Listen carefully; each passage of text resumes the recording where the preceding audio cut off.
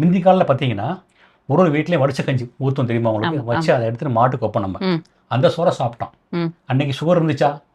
கிடையாது. ரோட்டில் உப்பு ஊற்றிருப்போம். இப்போ பழைய காலம் உப்பு வைப்போம். அன்னைக்கு நம்ம தைராய்டு இருந்துச்சா?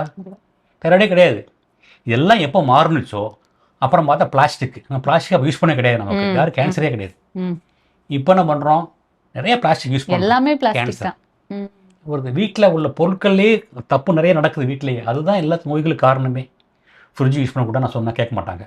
ஃப்ரிட்ஜில் சாப்பாடை வச்சு வச்சு எடுப்பாங்க. சாம்பார் உள்ளே வைப்பாங்க, எடுப்பாங்க, உள்ளே வைப்பாங்க, எடுப்பாங்க. திரும்ப சோறு சூடு எடுப்பாங்க, பண்றது. சூடு பண்ணுறது. அது பெரிய கெடுதல்.